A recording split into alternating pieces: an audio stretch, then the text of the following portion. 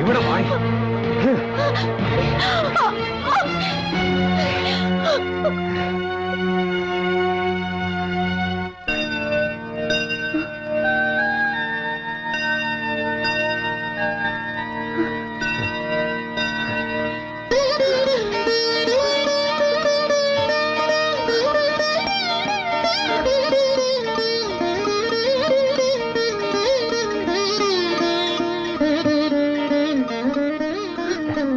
നീ എന്റെ പെണ്ണാണ്. ഇനി എല്ലാവരും നിന്നെ അങ്ങനെ കാണാവൂ. അച്ചൂട്ടിയുടെ പെണ്ണ്.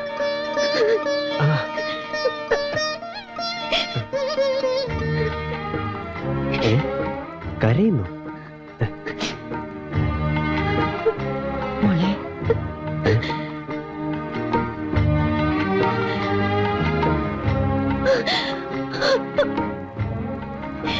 ചേച്ചി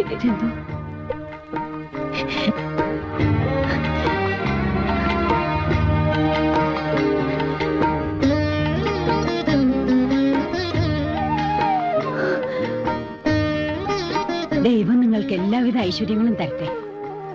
അച്ചൂട്ടി, ഇവൾ നിനക്ക് കിട്ടിയ മഹാഭാഗ്യ. ഇവളുടെ കണ്ണ് നിറയാൻ ഒരിക്കലും നീ ഇടവരുത്തരുത്.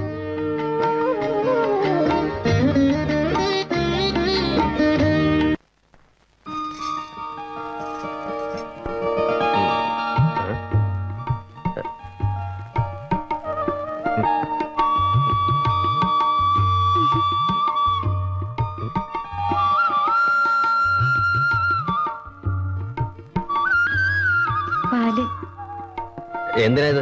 എനിക്ക് നേരത്ത് ഇതൊന്നും കുടിച്ച് ശീലമില്ല. അതറിയാം, പക്ഷേ ഈ രാത്രിക്ക് ഇങ്ങനൊരു ചടങ്ങുണ്ട്. ചടങ്ങോ? ഇത് കുടിച്ചേ പറ്റൂ.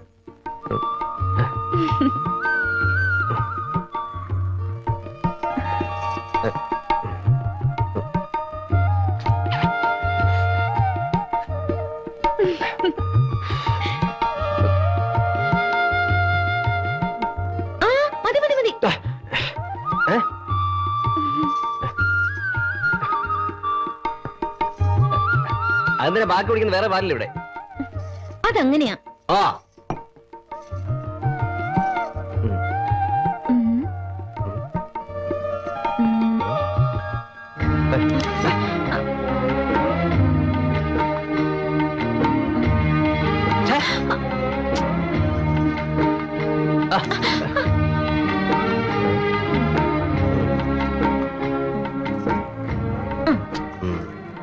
ഈ മുഖത്തിന് ഇതാ ചേരുന്നത്.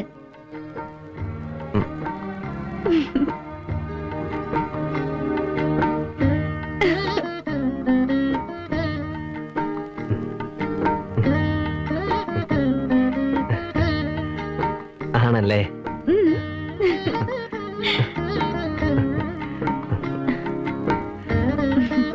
അച്ചൂട്ടി ആരായി പേരിട്ടത്?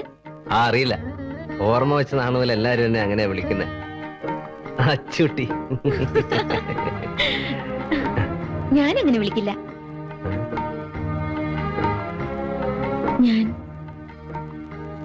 ഞാൻ അച്ചുവേട്ടാന്ന് വിളിക്കട്ടെ? അച്ചുവേട്ടൻ. അച്ചുവേട്ടൻ.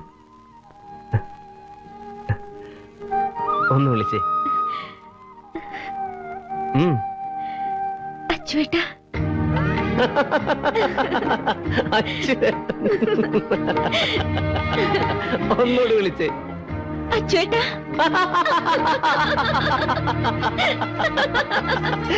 അച്ചുവേട്ടാ.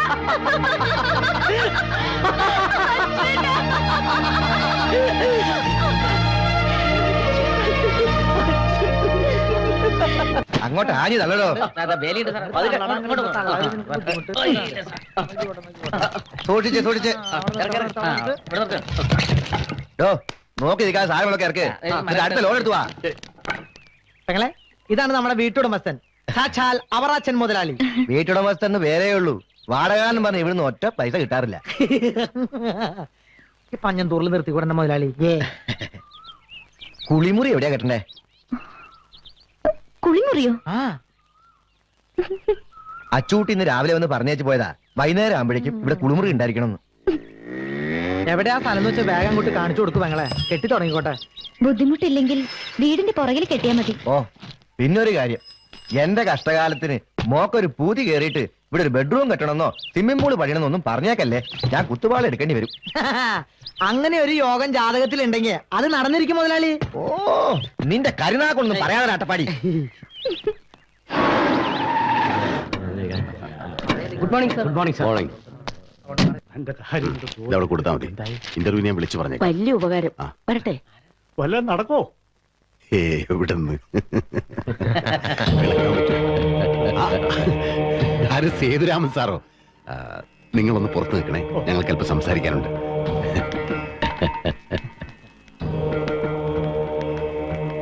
സാർ ഇരിക്കൂ. സത്യത്തിൽ 10 മണി മുതൽ സേതു സാറിനെ ഞാൻ കാത്തിരിക്കുകയായിരുന്നു. അത് കാരണം 2-3 പ്രോഗ്രാം ഉണ്ടായത് ക്യാൻസൽ ചെയ്തു. കുടിക്കാൻ എന്താ, ചായ, കാപ്പി? ചാക്കോ വേണ്ട. താനിപ്പോ പഴയ തിരുവമ്പാടിയല്ലല്ലോ, വളരെ തിരക്കുള്ള മന്ത്രിയല്ലേ. സാറ് വന്നത് മെറൈൻ ഡ്രൈവിലെ ആ പ്ലോട്ടിന്റെ കാര്യം തനിക്ക് കൂടെ അറിയാവുന്നതല്ലേ. അവിടെയാണല്ലോ നമ്മളൊരു ഷോപ്പിംഗ് കോംപ്ലക്സും പിന്നെ ടൂറിസ്റ്റുകളെ അട്രാക്ട് ചെയ്യാൻ പറ്റിയ കേരള സ്റ്റൈൽ കുറെ കോട്ടേജിലും പ്ലാൻ ചെയ്ത്. അത് തന്നെ.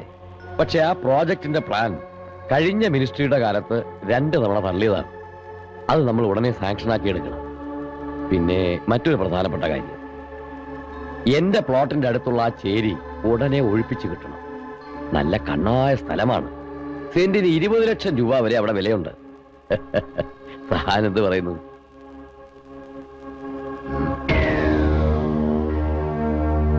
സാറ് വന്ന് എന്തു പറഞ്ഞാലും ഒരക്ഷരം എതിര് പറയാതെ അത് നടത്തിത്തരാൻ കടപ്പെട്ടവനാണ് ഞാൻ. പക്ഷേ ഞാനൊരു ക്ലീൻ ഇമേജ് ഉണ്ടാക്കാനുള്ള ശ്രമത്തിലാണ്. പറയുന്നതുകൊണ്ട് സാറിന് വിഷമം തോന്നരുത്. 2 തവണ റിജക്ട് ചെയ്ത പ്ലാൻ വീണ്ടും തിരികെ കയറ്റി സാങ്ഷൻ ആക്കാന്നൊക്കെ പറഞ്ഞ എന്നെ സംബന്ധിച്ചിടത്തോളം അല്പം ബുദ്ധിമുട്ടുള്ള കാര്യമാണ്.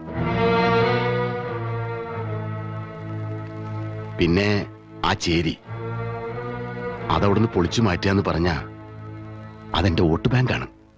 അവരെ പിണക്കിയാൽ അടുത്ത തെരഞ്ഞെടുപ്പിൽ ഞാൻ തെണ്ടേണ്ടി വരും.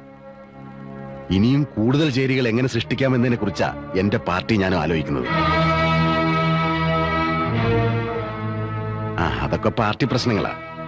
പിന്നെ പേഴ്സണലായിട്ട് പറഞ്ഞാൽ എന്റെ ഇന്നത്തെ പൊസിഷൻ, ഇമേജ് അതൊക്കെ പണയപ്പെടുത്തി എന്തെങ്കിലും ചെയ്യാൻ എനിക്ക് ബുദ്ധിമുട്ടുണ്ട്. എടോ തിരുവമ്പാടി, നിന്റെ ഇന്നത്തെ പൊസിഷൻ, ഇമേജ് ഇതൊക്കെ തനിക്ക് എവിടെ നിന്ന് കിട്ടി? ഒരു സുപ്രഭാതത്തിൽ ആകാശത്ത് നിന്നും പൊട്ടി വീണതാണോ? നിന്റെ പാർട്ടിക്കാർ നിന്നെ കറിവേപ്പല പോലെ വലിച്ചെറിഞ്ഞപ്പോൾ ലക്ഷങ്ങൾ വീശി എറിഞ്ഞ് നിന്നെ എവിടെ എത്തിച്ചത് ഈ സേതുരാമയ്യരാ. അത് നീ മറക്കരുത്. സാറിനെ മറന്നുകൊണ്ട് സംസാരിച്ചതല്ല ഞാൻ. എന്റെ നിലനിൽപ്പ് ഞാൻ നോക്കിയില്ലേ പറ്റൂ. നിന്റെ നിലനിൽപ്പ് ഈ സേതുരാമയ്യർക്ക് നിന്നെ മന്ത്രിക്കസേര എഴുതാൻ അറിയാമെങ്കിൽ അത് നിറക്കാനും അറിയാം. സേതുരാമയ്യരുടെ ഈ ചിരിക്കുന്ന മുഖം മാത്രമേ നീ കണ്ടിട്ടുള്ളൂ. സേതുരാമയ്യർ ആരാണെന്ന് നീ മനസ്സിലാക്കാൻ പോകുന്നതേ ഉള്ളൂ.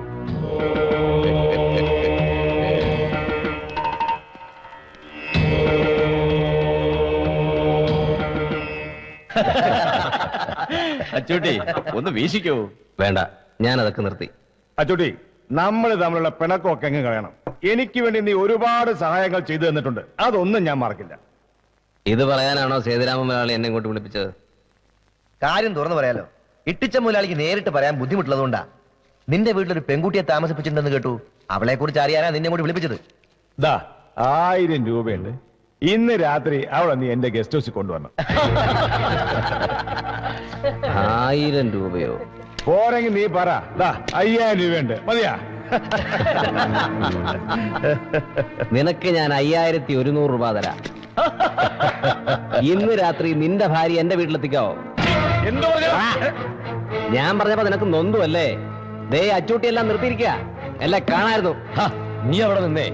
ഇട്ടിച്ചൻ പറഞ്ഞത് നീ കാര്യമാക്കണ്ട. എന്റെ ഭാര്യയാണെന്ന് അറിയാതെ പറഞ്ഞതല്ലേ. അതെ, നിന്നോടൊരു പ്രധാനപ്പെട്ട കാര്യം പറയാനാ വിളിപ്പിച്ചത്. നീ വന്നേ. നിങ്ങൾ കണ്ടിന്യൂ ചെയ്തോളൂ. വർഗീസ് തിരുവമ്പാടി, ആ പേരിന് പോലും അവൻ എന്നോട് കടപ്പെട്ടിരിക്കുന്നു. ഏതോ പൂഞ്ഞാറിലോ കരിങ്ങാൻ തുരുത്തിയിലോ കിടന്ന ഒരു മണ്ണുണ്ണിയെ കേരളത്തിന്റെ ആഭ്യന്തരമന്ത്രി വരെ ആക്കിയതിന്റെ പിന്നിൽ സേതുരാമയ്യരുടെ ബ്രെയിനായിരുന്നു. ഇപ്പോ അവനെല്ലാം മറന്നിരിക്കുന്നു.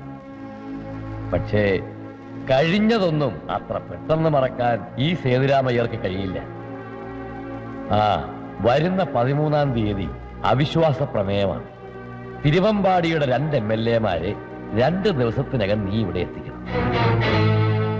അവന്റെ മന്ത്രി കസേര അതൊടിഞ്ഞു വീഴുന്നത് എനിക്ക് കാണണം.